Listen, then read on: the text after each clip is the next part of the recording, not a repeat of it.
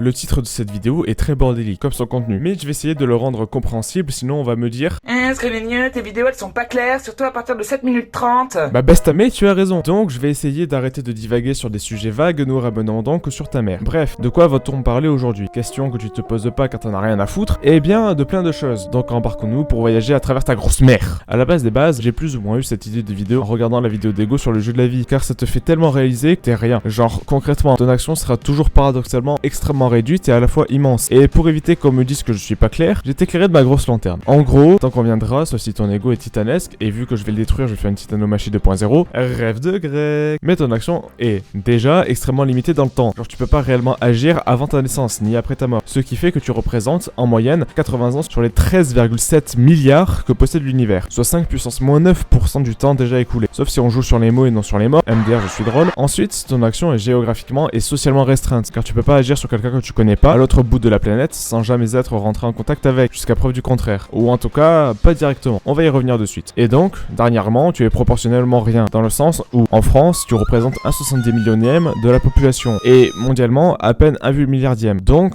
tu n'es rien. Et de ce fait, tu ne sais rien à rien de tes proches, car tu n'es pas à leur place et que tu ne pourras jamais savoir ce qu'ils vivent exactement. Puis, si on reprend la limitation temporelle, une fois que quelque chose est passé, tu pourras jamais revivre la même expérience deux fois. Or, le temps coule extrêmement vite. Donc, so long, gay Bowser. Mais objection, car même si tu n'es rien, d'après l'effet papillon, tu es tout, car tu peux influencer, même si tu penses que c'est que très minimement, toute la Terre entière. Exemple, si tu dis bonjour à quelqu'un, peut-être que ça va la sortir de ses pensées, elle va les oublier, ce qui va la rendre plus attentive à la voiture qui traverse, elle se fera pas écraser et sera le père de 3 enfants dans le futur chancelier de l'Allemagne. Ce qui fait que, par la simple action de dire bonjour à un inconnu, tu as littéralement déterminé le destin d'une nation entière, ainsi que du monde entier par la géopolitique, sans même le concevoir. Du coup, tu n'es rien de plus qu'une addition d'influences diverses, aussi minimes soient-elles, qui te font rendre absolument tout.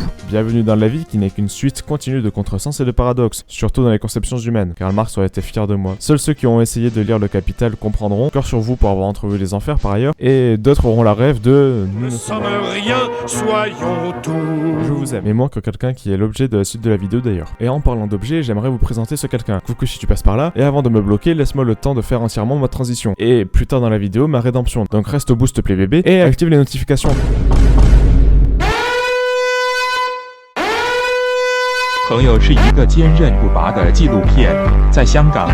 Enfin bref, du coup, l'homme a toujours voulu être le centre du monde, de l'attention. Me dis pas le contraire, sinon je te croirais pas, toi qui es dans l'opposition uniquement pour qu'on te remarque. Genre, rien qu'historiquement c'est vrai, car depuis au moins la mythologie grecque, on se considère être fait à l'image des dieux. Et ensuite, on pensait qu'on était au centre de l'univers. Et plein d'autres exemples montrent qu'on a tout le temps essayé de mettre, si ce n'est un individu directement, au moins un groupe au centre de l'attention, de la création. Ce qui conduit à croire que l'on est au centre de tout, et donc supérieur au reste du monde. Donc colonisation. Mais pour en revenir au sujet principal, je citerai grossièrement une autre personne que Marx. Quoi de plus plaisant que de faire des discours de bi? Et c'est vrai, quoi de mieux que d'être au centre de l'attention? Je serais tenté de répondre le travail, bien que le discours en soit quelque part, c'est ma vidéo sur le confort, mais en vrai, je sais pas. Mais quoi d'inversement plus pire? Les moyens que certaines personnes utilisent pour avoir l'attention de certains gens. Ah, nous voilà déjà au procès. Alors je clame la guillotine, ok? Trop tôt.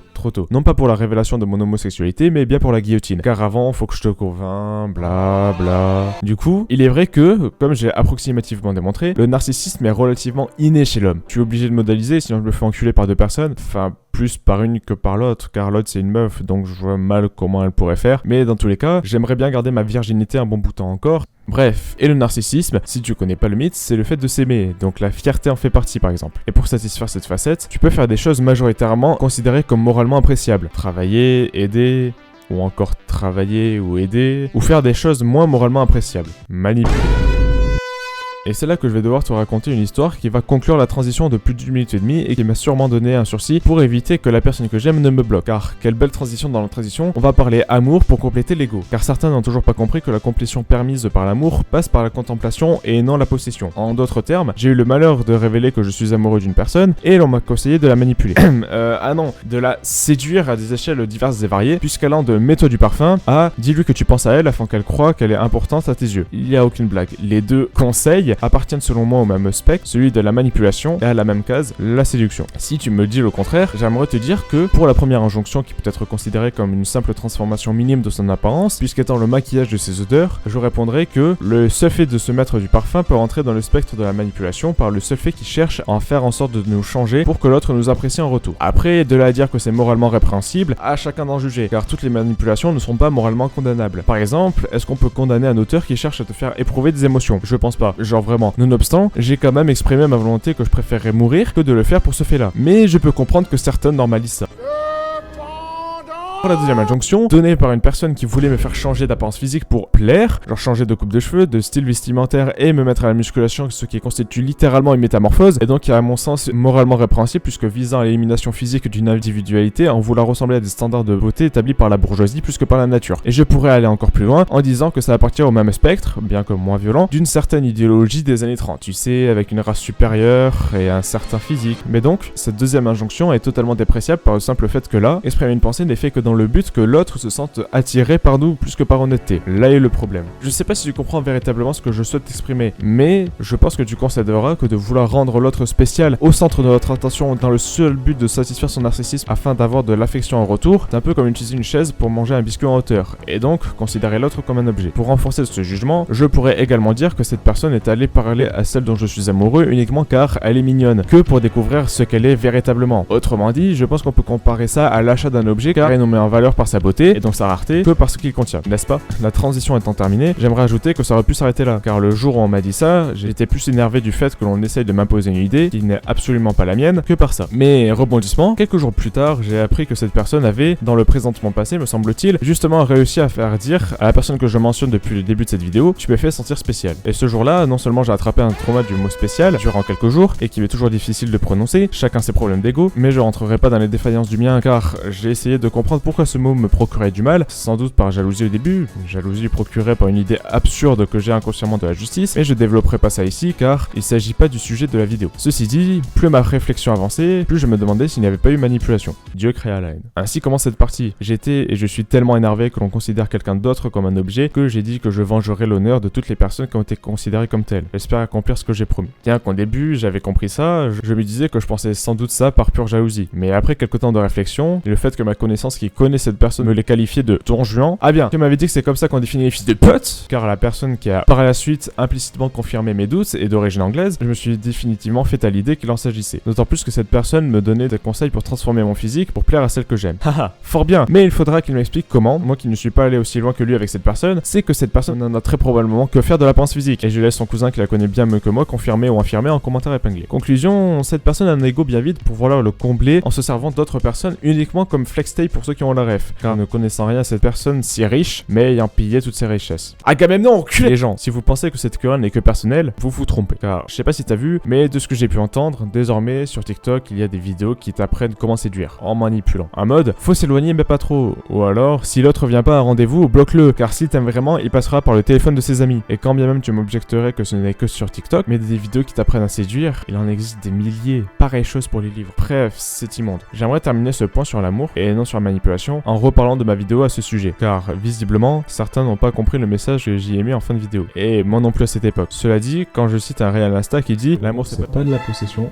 l'amour c'est l'appréciation ». Le contexte, il me semble, car je retrouve plus la vidéo de base, c'est un gars qui dit à un autre qu'il en a marre de jamais être en couple assez longtemps, etc. Et l'autre lui répond ça. Et si je sors cet exemple, c'est que, pour amener la vidéo à mon seul ego car étant naturellement égocentrique, quand j'ai dit que j'aimais quelqu'un, on m'a directement rétorqué que je voulais obligatoirement être en couple avec. Puis, quand j'ai dit non, on a dénigré cette idée. Des gens qui ont vu ma vidéo sur l'amour, qui sont d'accord avec, ont été capables de me dire que quand on aime, on veut forcément que l'autre nous aime en retour. Voilà quel genre d'idée est ancrée dans l'esprit de certains. Mais t'avoueras que ça va à l'encontre de ce que je conclus dans cette conclusion, et que, de plus, c'est totalement considérer l'autre comme un objet permettant uniquement de nous combler, n'est-il pas? Après, quand je commençais à me défendre sur ce qui m'est normal, m'a sorti que c'était de l'ordre de l'obsession. De l'obsession, tout ça car, de par mon vécu, je veux pas spécialement de réelle affection, et dire que cette personne veut faire psychologie alors qu'elle n'est même pas capable de savoir ce qu'est l'obsession. Je sais ce qu'est l'obsession, je l'ai observé chez quelqu'un, et dire que je le suis, Mais quelle honte. Quelle honte de réduire une conception tout à fait morale des choses à de l'anormalité. Quelle honte de me peindre en obsédé quand on vient à prendre comme exemple de l'idéal quelqu'un qui aurait abandonné tous ses amis pour seulement être en couple. Quelle honte de marginaliser ce genre d'idées et de refuser de se remettre en question. Quelle honte de normaliser la manipulation en ne remettant pas d'une part en cause les idées qu'on nous inculque en voulant les imposer et d'une autre part en restant ami avec des gens qui ont un ego aussi immonde et pervers qui m'auraient presque ordonné d'arroser le jardin de celle que j'aime contre sa propre volonté par l'unique fait que ça procure de l'attachement si ça aurait été vu comme normal. Quelle honte. Alors messieurs ou mesdames, rien à foutre, non, l'amour n'est certainement pas ça. Dans quel monde vivez-vous pour croire que c'est ainsi que tout fonctionne? Que manipuler est bon, que flatter l'ego de l'autre dans le seul but de le soumettre en retour est une bonne idée. Alors jamais je me soumettrai à ce genre d'idée qui déshumanise ce que l'on est tous. Alors je revendiquerai ici comme n'importe où, oui je l'aime. Et je l'aime non pas pour ce qu'elle a pu m'apporter de plus merveilleux, mais bien pour ce qu'elle est. Et quelle tristesse. Quelle tristesse d'avoir observé d'aussi immorales immondices sortis tout droit des enfers, essayer de l'exploiter. Et je terminerai sur ce point-là. Aime qui tu veux, si tu veux et comme tu veux, mais arrête de vouloir posséder l'autre. Si tu crois qu'il sera ta propriété, qu'il t'appartiendra à toi et toi seul, alors remets en cause ta vision de l'amour.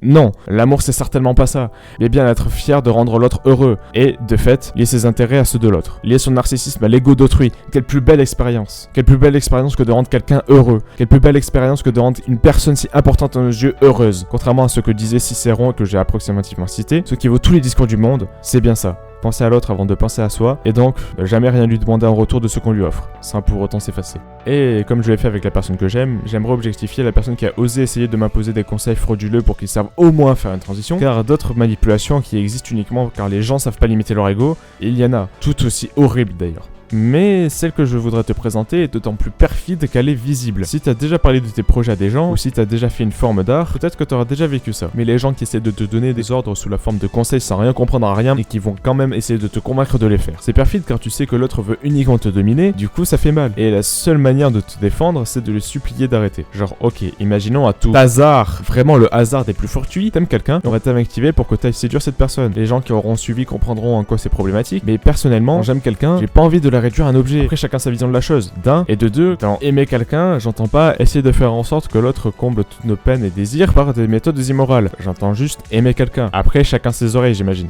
Mais pour éviter de penser à elle et pour que ce soit plus explicite pour tout le monde, j'aimerais prendre un exemple au hasard. Imagine que tu fais des vidéos pour essayer de faire réfléchir les gens, créer possiblement du débat, etc. Et on te dit, viens, tu les mets sur TikTok avec des vidéos satisfaisantes en bas pour avoir des vues. Mais espèce de sombre. J'ai dit que je serais pas méprisant, alors je vais essayer de tenir ma promesse. Non, là par exemple, dire ça, c'est omettre deux facteurs. Pourquoi tu fais des vidéos et que la commu TikTok est... Enfin... Regarde les vidéos de Sushinilist et tu comprendras quoi. À un moment, non, puis surtout, mettre une vidéo satisfaisante en bas, je vois pas en quoi ça va faire réfléchir les gens sur ce que je dis. Genre, je dois avouer que c'est plus en lisant Marx, écoutant des discours de Mélenchon ou débattant avec celle que j'aime, qu'en regardant des vidéos satisfaisantes que j'ai affûté mon âme révolutionnaire et ma sagesse. Mais peut-être que ça marche, c'est que je suis un boomer, hein. Bref, plus sérieusement, et moins méprisamment, en fait, dire ça, et même vouloir l'imposer, c'est complètement idiot, et c'est une manière d'imposer ses objectifs sur quelqu'un d'autre. Genre, sûrement que la personne qui m'a dit ça, si elle voulait faire des vidéos, peut-être qu'elle les ferait effectivement pour avoir des vues. Peut-être pas majoritairement, mais sans doute en grande partie. Et chercherait donc à faire en sorte que ces vidéos soient vues par un maximum de gens. Or, c'est totalement pas ma vision de pensée. Après, je dis pas que c'est forcément mal de vouloir donner des conseils, mais dans ce cas, il faut partir du postulat que tu ne sais rien. Et écoute la sage citation que j'ai tirée de Civilisation 5. Tout le monde est l'apprenti d'un art que personne ne maîtrise jamais. C'est tout à fait vrai. Donc, même si tu penses tout savoir sur un sujet, car vous avez pas le même parcours de vie, les mêmes pensées, pose toujours des questions pour apprendre de l'autre. Ça te sera toujours utile, que ce soit pour donner des conseils, ou pour débattre, ou même juste pour découvrir, ce qui est la meilleure chose à faire. Et ce que je te dis là, c'est en très grande partie tiré de la philosophie de celle que j'appelais ma pote. Mais attends avant de quitter la vidéo, car elle est pas finie, quand bien même j'ai ralenti le rythme et que j'ai dit un truc qui, normalement, t'a plus ou moins fait réfléchir. Sauf si tu joues à Gario en parallèle alors que je me suis fait chier à faire un montage, un texte, donc sache que je vais venir chez toi pour te briser les rotules. Mais avant de faire ça, j'aimerais encore transitionner vers la 6ème République. Désolé, il y a mon Mélenchon intérieur qui a pris le dessus, mais vu que je prévois mes futures critiques car j'ai toujours pas envie de perdre ma virginité, j'ai dit, il y a un moment, que la troupe de joyeux troubadours aurait été prête à me conseiller de faire un certain acte sans consentement pour créer de l'attachement si celui-ci aurait été accepté par notre société. Mais est-ce que pour autant, la séduction et cet acte sont comparables? Eh bien, personnellement, je pense que oui, car... Objection! Hein? Tout ceci est ridicule. Comment pouvez-vous comparer un acte sans consentement avec un acte avec? Un instant, quand vous dites acte sans consentement, vous voulez parler d'un acte sans consentement? Bah, oui. C'est bien ce qui me semblait. Attends 2 secondes, je vais refaire ça.